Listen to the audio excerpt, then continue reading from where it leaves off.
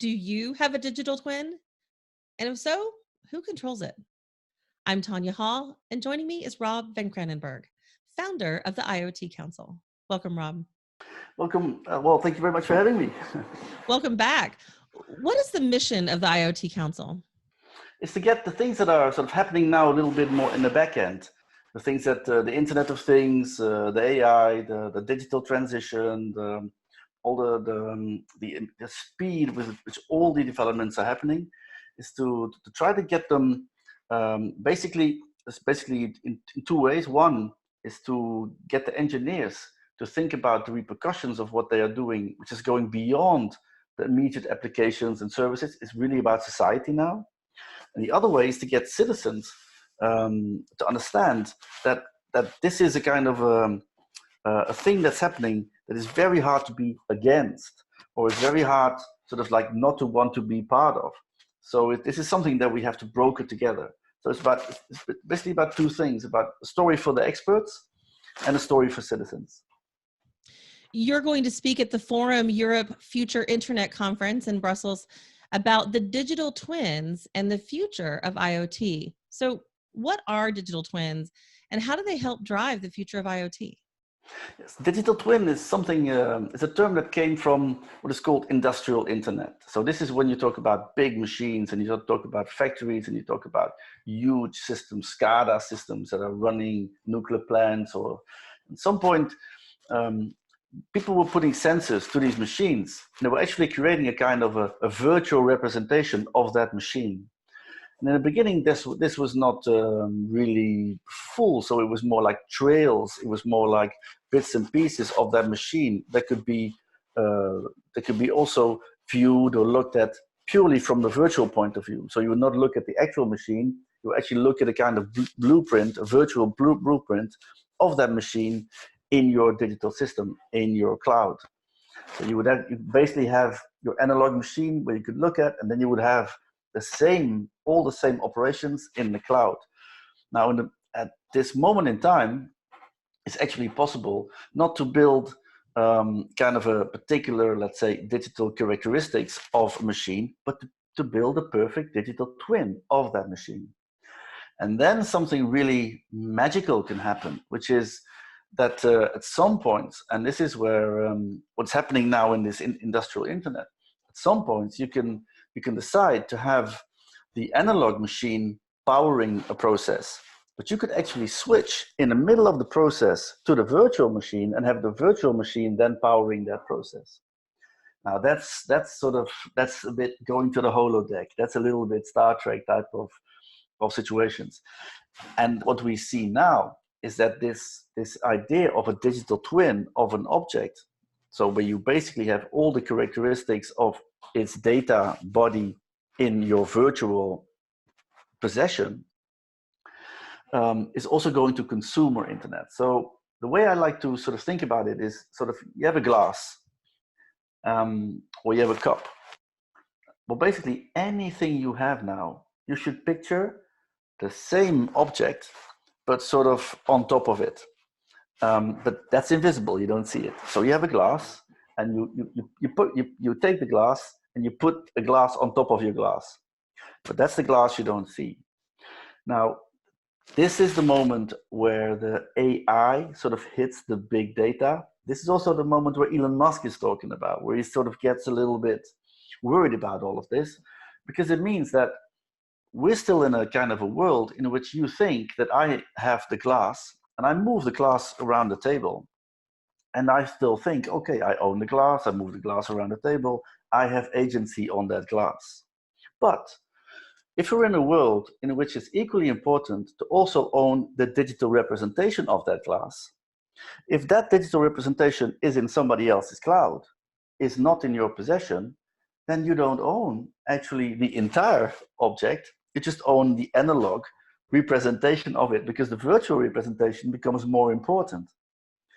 Now that's the moment where we all need to sort of step back a moment and think, because that means that if you don't control and own the virtual representations of your objects, but also of your people, of the persons, and of your processes, then you may think that you have some agency, but actually you may have already lost that agency to a competition, to another player, to another political system, or to maybe even non-human actors, which maybe sort of blockchain type of situations that are then having some agency on this virtual representation. So this digital twin is actually for the people growing up, for the kids growing up after the millennials, they will live in a world of digital twins. So in their world, the analog is no longer really present. The digital is also not really a machine or a computer or a device or a smartphone. It really is a hybrid. It really is infused. So they will never be able to think differently.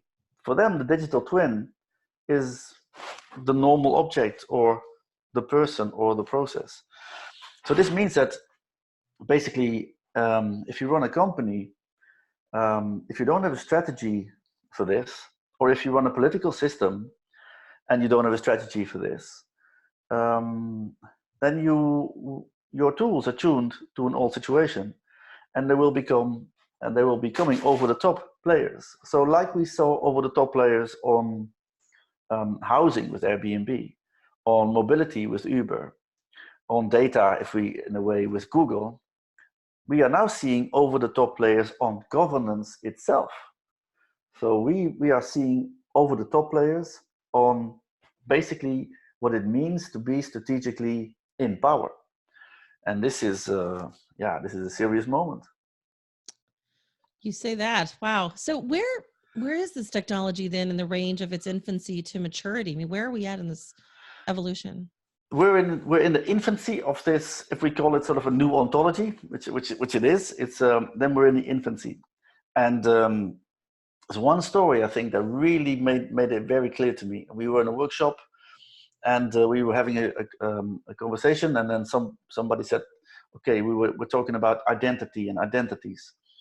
So let's think about a connected car hitting a person. The connected car hits the person, then the car hits the rock, and it goes into the water." For the insurance companies and for the people deciding liability and accountability of that action or that situation, this is what they will do. They will give a temporary identity to the car. They will give a temporary identity to the person. They will give a temporary identity to the rock. They will give a temporary identity to the water that gets polluted, that also needs to be accounted for in the whole process of liability of things that happen. And with these identities, they will create a kind of event identity. And that event identity will then be the basis for deciding liability issues here.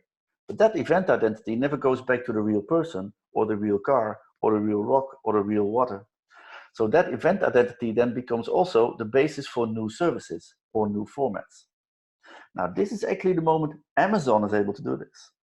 For example, one of the things they're doing, which I think is brilliant, is like service to trunk. Now, service to trunk, it may seem simple, but it requires trust across the entire value model. It means that Amazon has the trust of people to actually open the car and put the thing that they want to do in the trunk anywhere. So this can only be done if you are able to have the trust in the entire value model. And the other part where this is happening is, of course, in China, where Baidu can run AI on the entire sort of what's the Google of China, basically. So this moment where these event identities are being formed, that's a very important moment, because we live in a world where we have good identity, GS1, giving us barcodes and all kinds of numbering of goods. We have person identities, we have passports. There's competition coming on a passport. ID 2020, UPort, IOTA, sovereign, self-sovereign identities, self-organizing of identity management is happening. ID 2020 is Microsoft, Azure, and Microsoft, Accenture, and IDEO. So who knows, maybe I can travel on an ID 2020 passport in 5 years as they will negotiate visa rights for me. And then that means that we see this competition now on the passport. And then there's all kinds of other naming schemes for processes and events. Now, this is something, these sort of naming schemes for persons, for goods and processes, we know. That's how we build our laws. That's where we build our society. That's where we build the voting system. That's where we build our democracies. But all of this is becoming rapidly obsolete. If you don't own, if you're not naming these event identities, then these identities are the ones which new services will be formed. So that is the moment where we're in now. And AI people, they get this totally. And that's also, I think, why people like Musk and other people are getting so worried, because they realize that there's a whole new service ecosystem being formed that actually is no longer really related to the analog world as we know it. Talk about privacy and security being gone. Rob Van Kranenburg, founder of the IoT Council. If somebody wants to catch one of your talks, or maybe they want to find out more about you, how can they do that? I think best on Twitter is at Rob Van K, ROBVANK. And then follow me, I will follow back, and then we can do a direct message. We can start talking. Sounds good. Thanks for coming back, Rob. And if you guys want to find more of my interviews, you can do that right here, or go to tonyahall.net. Thanks for watching.